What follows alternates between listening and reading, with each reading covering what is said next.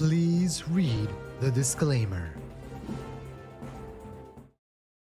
XRP is down 1.65% today. Currently, XRP is sitting at $1.80, almost 88 cents. But it's not just XRP. The whole crypto market is down post-Fed decision last night, post-Fed conference, which we'll get to in just a second.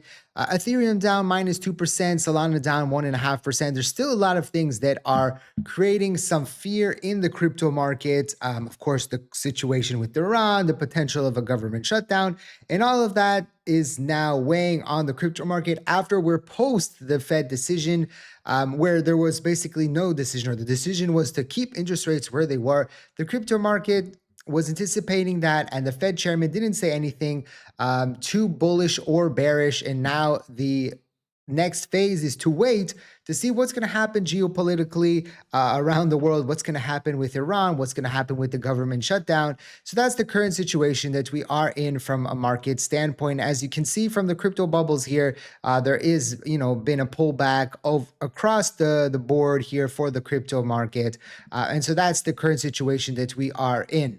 Hello, beautiful people. Shalom, money makers. How you doing today? I'm going to go straight to it today with the XRP price action. We started out with quote unquote, not so great news, but some good news actually. Update: XRP Millionaire Wallet rise for the first time since September, adding 42 wallets with over 1 million plus tokens.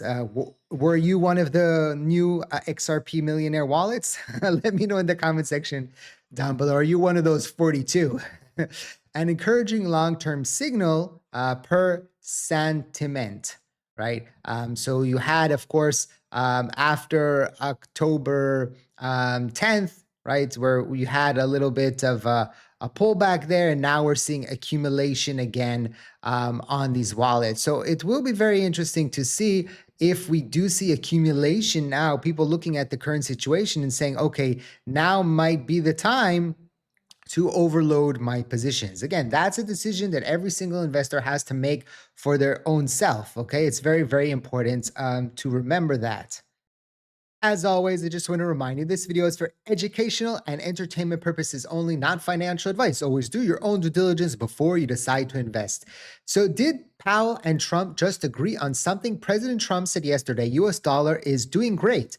And then Fed Chairman Powell today said gold rally doesn't mean much microeconomically. Apparently, it's completely normal when the US dollar loses 11% in 12 months and gold adds $1,000 per ounce in 28 days. What a time to be an investor, right? It's kind of crazy. Gold sitting right now at 5,500. It did have actually, gold itself hasn't been that volatile, whereas silver has, which we'll get to in just a second.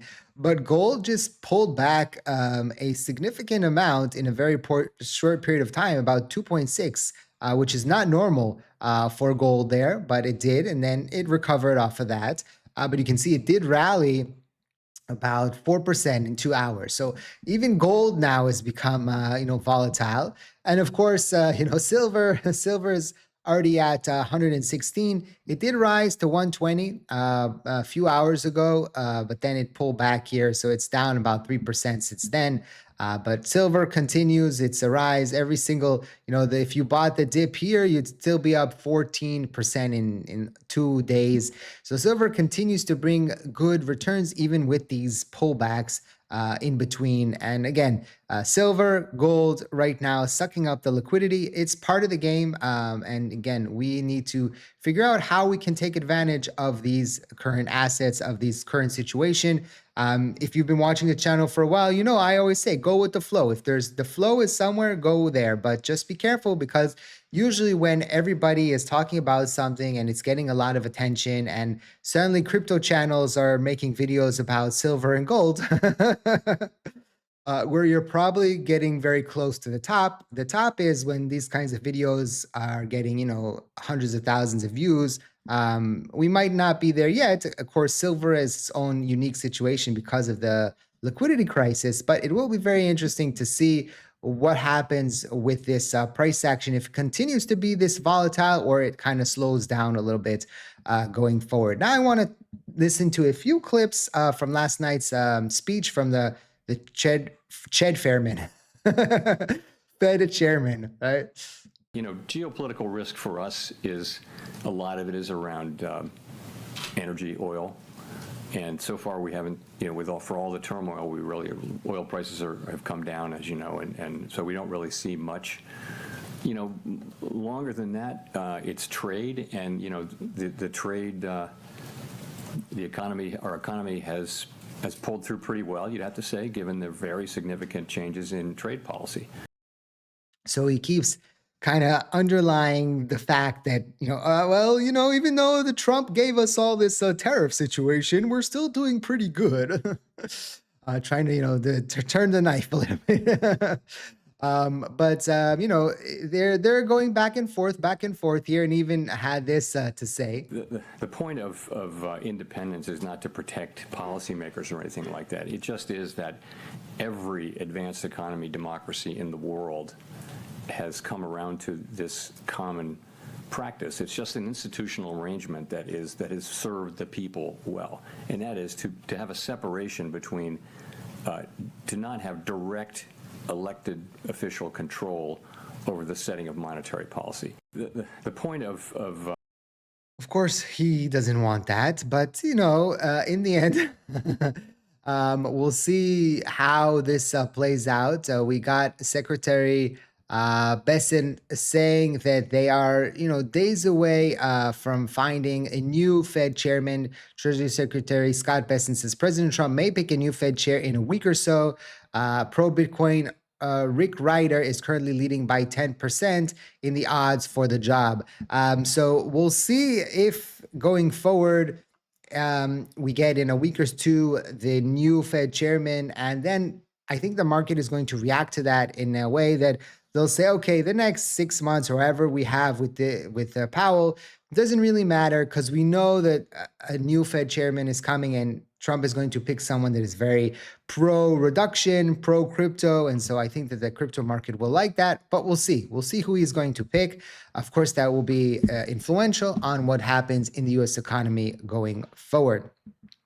The SEC says tokenized assets are securities first, technology second. SEC emphasized that tokenized securities remain fully subject to U.S. security laws, making clear that moving assets on-chain does not change registration, disclosure, or compliance requirements. The agency also split markets in two: issuer-backed tokenized securities, where on-chain transfers represent true ownership with full shareholder rights, and third-party issued tokens, which provides only synthetic economic exposure rather than direct ownership, right? So this is very interesting. On that, Robinhood just announced that they're going to enable 24/7 trading and self-custody with tokenized stock. So that's kind of came together. And it makes sense, if something is a security and you tokenize it, that should also be a security if it comes from the same the same basket, right? If it represents the same thing as a security. So this is very interesting. And we'll see how this develops going forward. If everything is going to be tokenized, and every single financial conduit is going to be tokenized going into the future, what does that mean for crypto and specific cryptocurrency assets? That will be very interesting to see.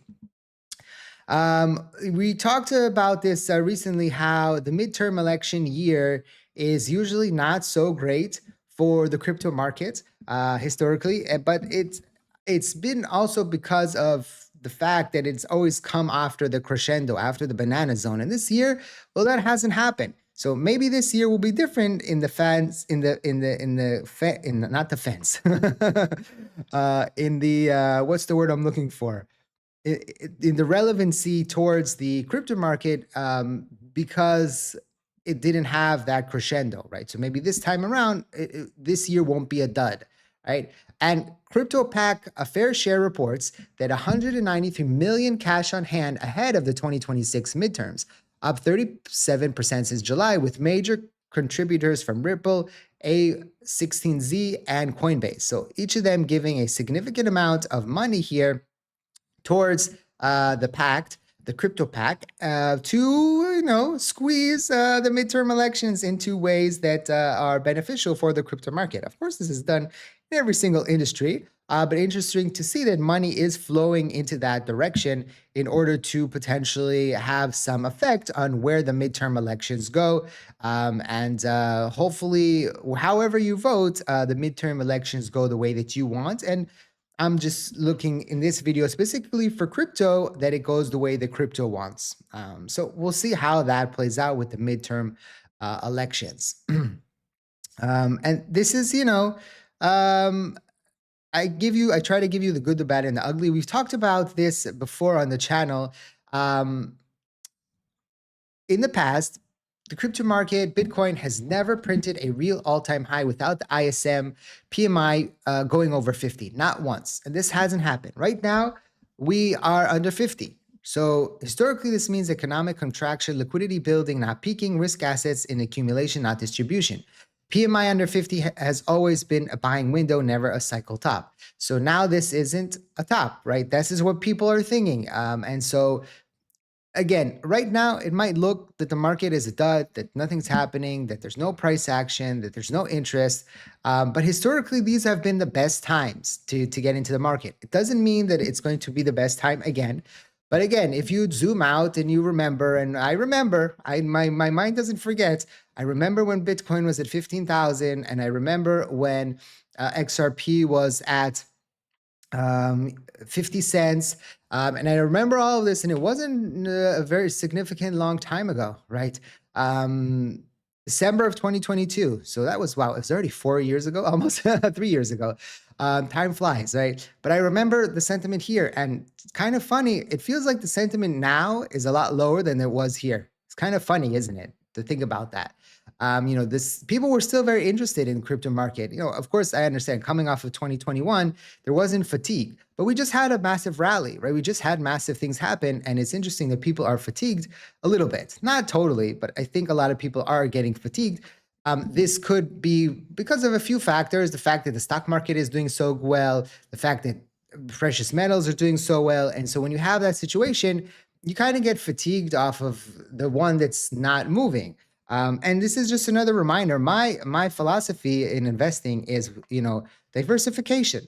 So yes, we might not be as glamorous right now in the crypto market, but I'm not only crypto, right, in my investments, stocks, real estate, crypto, precious metals. So when you have that kind of situation, yes, one market might be a little bit down, but you don't feel it that much.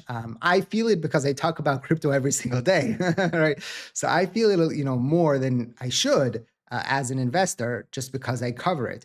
But you as an investor, watching the videos, I know that many of you don't even own XRP, where XRP is the, maybe the title of the video, but we talk about a lot of things in the XRP videos. And those of you that sticked around and maybe even don't own XRP say, I don't even own XRP, but I come, Avi, for the news because you cover a lot of things around XRP. And so I appreciate that you continue to come watch the videos, even if it's not quote unquote XRP interest of yours, right? Or XRP is not an interest of yours. So I really appreciate that you are still here. It's just, it's an algo thing. I wish I could just have like economic news today, and that was the headline right? on the video, but it is what it is. So this is how we got, this is how we do it. Until it changes. So it will be very interesting to see how the end of this week plays out, what's going to happen with Iran and everything around that, the government shutdown. Let me know in the comment section, what do you think? Are we ready for a breakout here in February? Or we are going to see another just sideways month, right? We started out January, it was looking amazing. What are we going to see in February? I am very interested to see how that plays out. Don't forget to smash the like button. Check out the links in the description down below. Did we get 1,000 likes on this video? We were kind of lagging recently. We haven't hit 1,000. I think that anybody that watched here to the end of the video and has not smashed the like button, you're going on a timeout. I don't give my kids timeout. It's a different time. Thank you for watching. I hope to see you next time. Like I always say, let's make a lot of money.